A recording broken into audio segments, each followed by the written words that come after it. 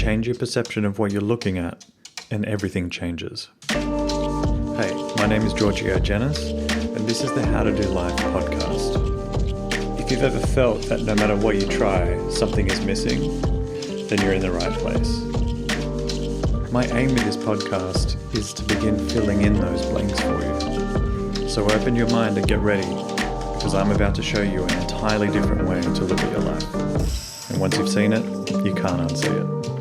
So let's get started. Okay, building unbreakable self-belief. Let's jump right into this one. This is something that I personally wrestled with for many years over the course of my life and my career. It's something that I have seen a lot of other people struggle with as well. And pretty much everyone that I've consulted has had some kind of issue with self-belief at some point in their life. Usually more than once, definitely more than once. And I found that this was something that in my own personal journey, through trying different approaches, different frameworks of thinking, I noted and reflected and documented what did and didn't work for me over the years so I could lean on those tools if and when I ever needed them, mainly for myself. And then what happened was I started providing those tools to other people and seeing remarkable transformations in their experience as well. Now, the first one was an interesting one. This first tip that I use, which is using borrowed belief. Now, what is borrowed belief? Borrowed belief is when you borrow somebody else's belief in you to get you started. Now, this can be really helpful, but what I also see is that there's a inflection point where it becomes disempowering if you do not shift it. Here's what I mean. We all tend to go to other people around us, usually people that we look up to believe in us, to give us a sense of belief or self-belief. And while that can be helpful to kickstart our journey and help us get going, what that does long term, if you leave that in position chronically, is that you end up relying on them for self-belief. And you're relying on an external source that if at some point they don't give it to you, then you become really volatile. So the analogy I like to use there is like being connected to the electricity grid. Most of us are. Some very few people aren't. They are off the grid. But we're all at the whim of the electricity providers. So if for whatever reason they cannot provide electricity to the grid, we lose power. And so that makes us vulnerable to this external source. Now, in different ways, that's not necessarily a bad thing in different aspects of life, right? We all rely on so many different people contributing to our lives just to bring food to our table each day. So relying on other people in the community of humanity isn't the worst thing in the world. It's actually part of humanity. But where it becomes an issue is where you are relying on other people for your belief in yourself. And so if for whatever reason the grid is down, the grid of self-belief has gone down, then your sense of belief drops. And that can slow you down and bring you to a grinding halt when you could be making progress in your life, in whatever area of life that is. And so when we're susceptible to the grid of self-belief, if the grid goes out, we're kind of screwed. But if you switch at some point from relying on the grid, on the electricity grid for self-belief, and you become self-sustainable because you've got solar and you've got a battery that you store the solar energy on, and so you don't actually really need any electricity from the grid or any self-belief from the grid to help with the analogy, then you become self-sustaining. And so you're not at the whim of what's happening externally to you, whether or not somebody's available or whether or not somebody truly believes in what you're doing. You are authentic, you are aligned, and you're self-reliant, which is really important. And so I'm all for, at the beginning of your journey, whatever the journey may be, and you've sort of got like micro journeys nested within a bigger journey in your life. Whatever your journey may be, I'm all for borrowing belief from other people. If they're believing in you and you don't quite have that belief in yourself to get it done, sure, you can borrow their belief, but at some point you want to give it back to them. This is why I call it borrowing. You want to give it back to them because you're relying on yourself at some point. You make the switch to where you build up enough evidence and enough certainty within yourself that you can do it, that you can then give it back to them and say, hey, thank you for that. That helped me a lot. That got me going. That initiated me getting into whatever it is. I want to express some gratitude and appreciation to you for that. Here it is. Like, here's that belief back. Thank you so much. That's something that's forever going to stay with me, but I'm going to take it from here. And as a result, that actually helps you fortify that self-belief that you've developed and increase that sense of self-reliance. So that was the first one that helped me. And that helped me in many different ways in my life. I've used that firstly, in my career. I didn't necessarily believe in my ability to coach and help people, but there were a few key people in my life at the time that believed in me enough and nudged me along to persist and keep going when I just didn't have the belief to get started, and it paid off. But I realized very quickly that I was unconsciously relying on their support and their belief as they hit different challenges and so on, and I wanted to change that. So firstly, I wasn't so demanding on them for their belief, and I wasn't so vulnerable and volatile myself if I couldn't get it. I wanted to be able to sustain myself, and so I made the switch as I continued. People do the same when they start their fitness journey. If you haven't ever been training, or if you are getting back into training, or even with yoga or some kind of fitness journey that you're on, a lot of people will initially rely on a personal trainer or an exercise physiologist or a yoga teacher or yoga instructor to get them going on their journey. They're so inexperienced with what they're doing that they don't have the belief in their ability to not only do the exercises or the stretches or the maneuvers or whatever it might be, but also maintain it and continue going. And so they will rely on somebody else to believe in them and give them guidance and instruction. And a lot of that comes with believing from the personal trainer or the instructor to help you. But then at some point, if you keep it up and you build momentum, then eventually you make the switch and you're like, I've got it from here. Maybe once a month we'll have a session just to kind of keep me fine-tuning things. But from this point on, I'll maintain it myself. And so it's not limited to just one area of life. We see it in many areas of life. So use it to your advantage. If you're starting something new and you feel like you need to borrow the belief from someone, by all means do it. But do not hold on to it. Don't borrow it for very long. You want to make sure that once you feel proficient or that you can take it on your own from a certain point, hand that belief back energetically in your mind's eye if you need to, or actually just say to them like, hey, thank you for believing in me. I want to see if I can believe in myself from this point on. And there's just like a nice little exchange and paying back if you like, and you're sort of liberating yourself from the exchange. So give that a go. That was a huge one for me in my career. This next tip is an important one. It's something that I talk about in a whole other episode, but I think it's worth including in this episode here, which is when you're starting something new or you're going into something that you don't necessarily have the experience or the self-belief that you need, then I would say what's happening there is you're wrestling with the issue of trusting yourself. Your ability to trust yourself is what fuels self-belief, in my opinion. It's the underlying factor to self-belief. Because if you trust yourself, then you can build your self-belief on top of that trust. Now, here's what I mean.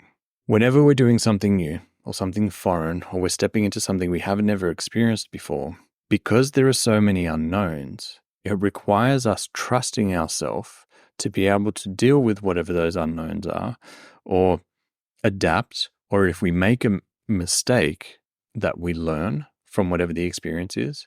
And you can only really enable those abilities within yourself if you trust yourself.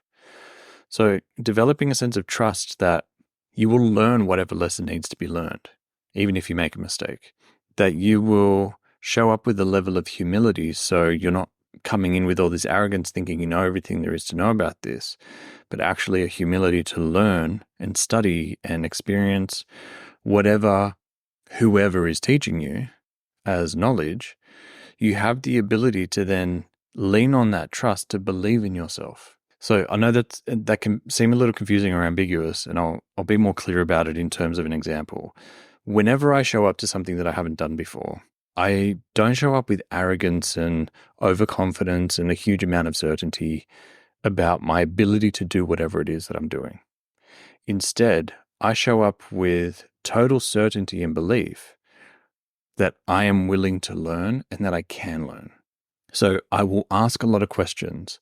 I will make sure that I'm being humble. I will make sure that if I'm uncertain about something, that I communicate that. I will be transparent with the people that I'm engaged with. Or if there's something that is being explained to me and I still don't get it, I'll ask for a different way for it to be explained to me, or a redefinition or a different kind of context so I can wrap my head around it so I'm really clear on it. I don't mind being the dumbest person in the room if it means that I will actually learn something. And so that's the approach that I use. Now, firstly, that helps me with any anxiety that I've had in the past. So I'm not showing up with this expectation that I need to be really brilliant, but I just show up with the humility of like, I'm here to learn because there's a lot I don't know about this. And my hope is that the people around me will just teach me what I need to know.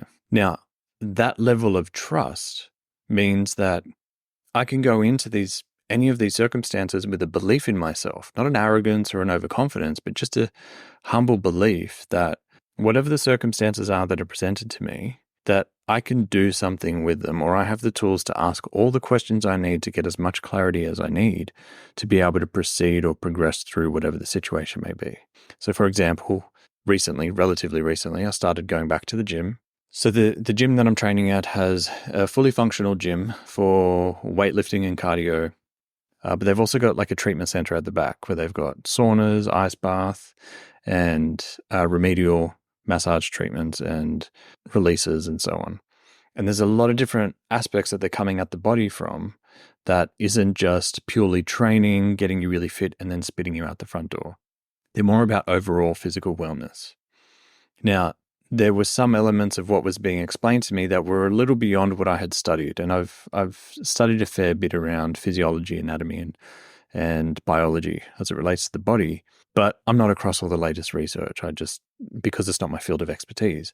And so there were some things that were being spoken about that I had questions about. So I was more than happy to just ask questions. So what is it about this that you're seeing as so vital or so important? Or why would this help me? Or would this that you're suggesting is going to help me, is that going in any way to conflict with what I'm trying to achieve with the training that I'm doing?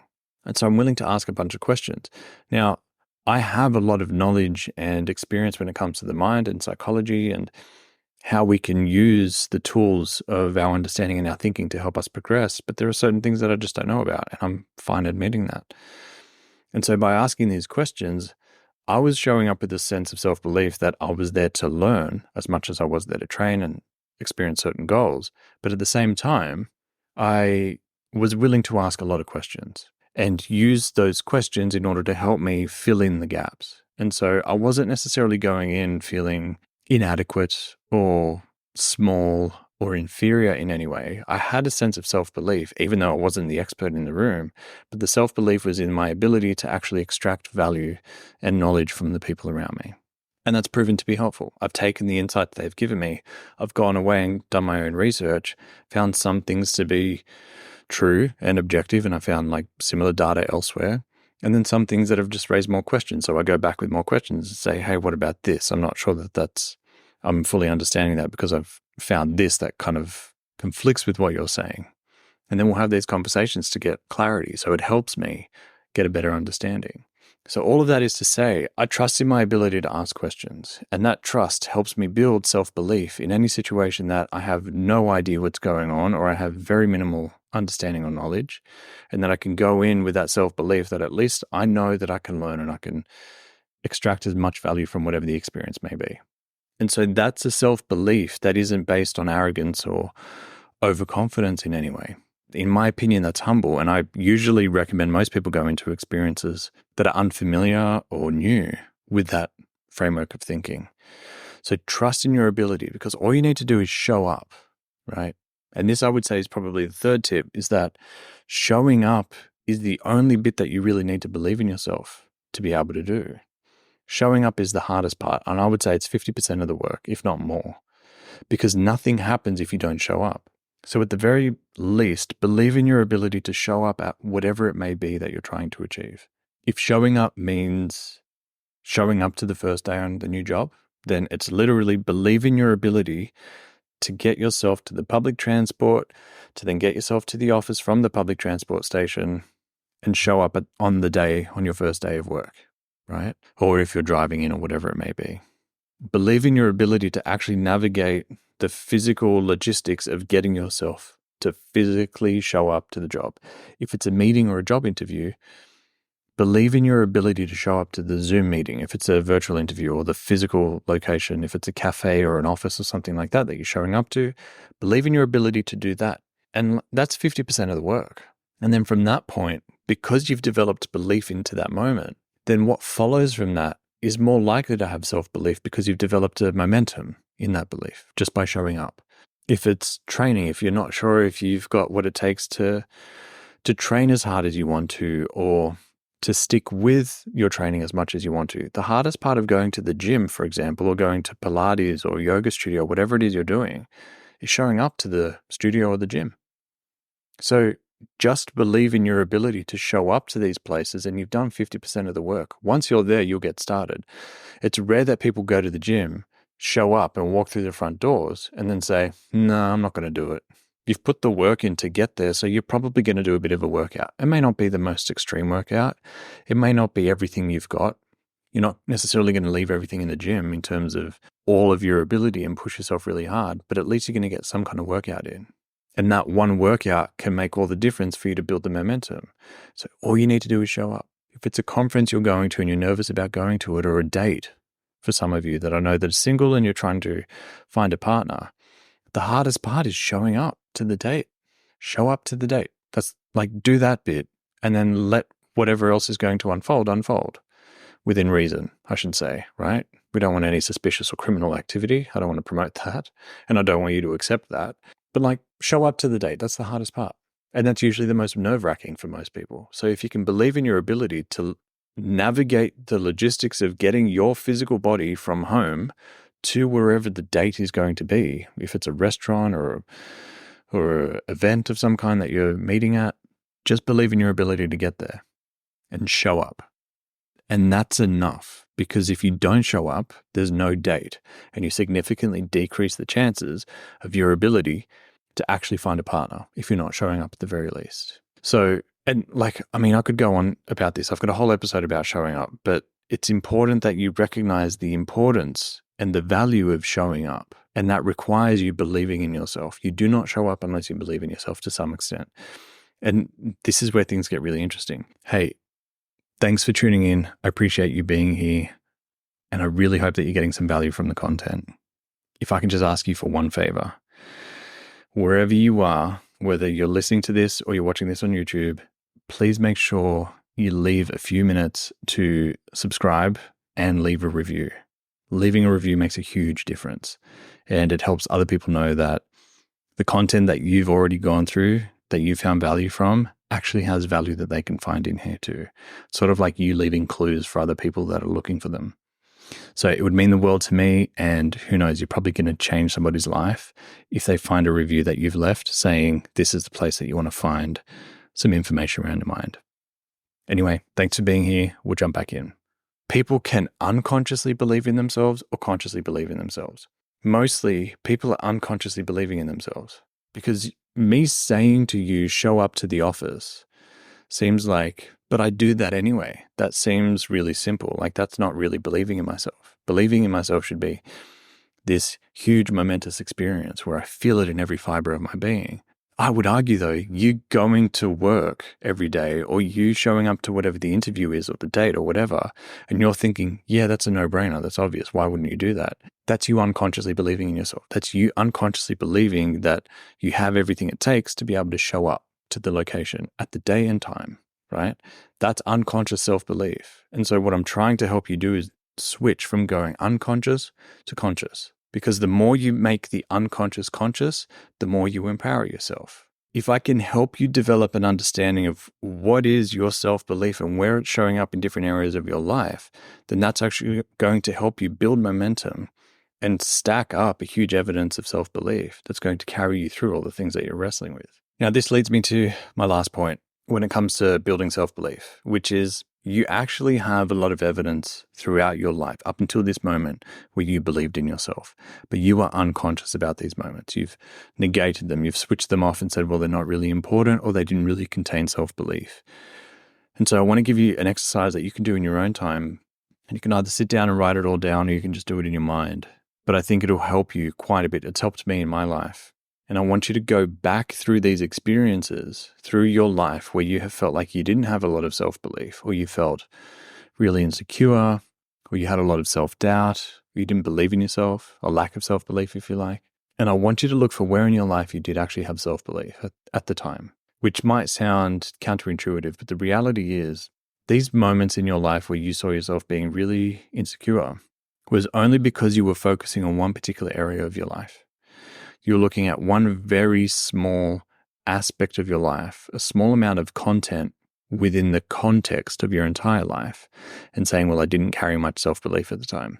But that's not entirely true, because there was an area of your life or some aspect of your life at that point that you did carry self-belief. So if you were struggling with relationships at the time, you may have had a lot of self-belief in your work or in your career or your business if you have your own, or vice versa. If you felt like things weren't really taking off with your work or your career, or you're having a lot of conflict at the office with people, you might find that your romantic relationships or your dating life or your family life had a lot of self-belief and a lot of certainty, like it was just unshakable.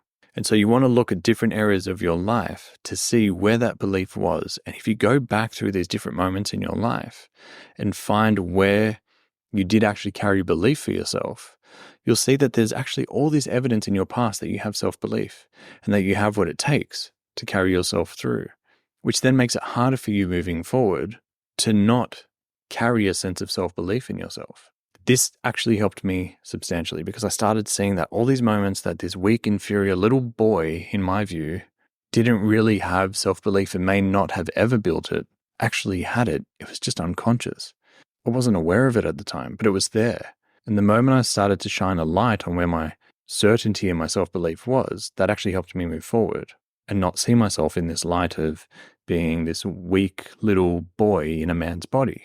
So it changed my perception of myself, but it also changed the sense of self-belief, and not into, like I've iterated this a few times, but it's not into a sense of overconfidence or arrogance, but into a genuine, humble self-belief where I don't think too much of myself and I certainly don't think too little of myself. And so it's right in the middle. It's this beautiful mixture of the two. And to me, that has actually helped me show up to situations that are new and unfamiliar with a sense of self-belief that I will learn what I need to learn, I will make the most of it, and it won't be a wasted experience. And what happens is, from that point on, I tend to get enough repetitions or reps in of whatever it is that I'm trying that's new to help me accumulate enough evidence that I'm proficient at that. And that's all you need. You need enough self-belief to be able to show up, to get your reps in, to develop proficiency. And then once you develop enough proficiency over an amount of time, and it's just a matter of, it's not necessarily a matter of 10,000 hours like Malcolm Gladwell talks about, it's more about the reps. If you increase the reps, the total volume, it doesn't matter how much time, because if you think about doing, like if we do the math on this for a moment, if you do 52 reps in a year, that's once a week, for example, right? Now, if I took that same 52 reps and got you to do it in a week, you've done the same amount that somebody has done in a year. You've just condensed it into a shorter amount of time. So you're just increasing the intensity and you're shortening the learning loop. And so the more you do that, the more you increase the reps, but in a shorter amount of time, you're more likely to learn more, which helps you develop more ability to develop more reps. And so you'll achieve more within a year than you would within a week, or than anybody else would do in a year. And so that helps you develop an increase in the reps, which helps you learn faster, which helps you accumulate more evidence that you can do it, which helps you develop self-belief. So instead of going in saying to yourself, I believe that I can do it, I believe that I can try this, I believe that I can learn how to do that. You don't have to know how to do it straight away. Everyone's a beginner at everything at some point. So it's important that you understand that all you need to do is be able to show up long enough to be able to accumulate evidence that you can believe in yourself. And then from then on, you're not having to try and psych yourself into it and fake it until you make it, which is not the style that I prefer. I'd rather you just show up and give it a go and learn something about yourself, develop a lot of evidence, and then before you know it, the self-belief is there. So anyway, that's my rant on self-belief. I know that was a lot. There's a lot in there. This is probably about 15 years worth of experience that I've condensed into about 15 or 20 minutes. So you may need to come back to this a few times. Please come back to it if you feel like you're feeling a lack of self-belief, because I definitely want to help you build unbreakable self-belief. You deserve it. And it's not a question of if you have it, it's just a question of how soon you develop a conscious awareness of it. Anyway, thank you for being here. I appreciate you. Thanks for tuning in, and I'll see you in the next episode.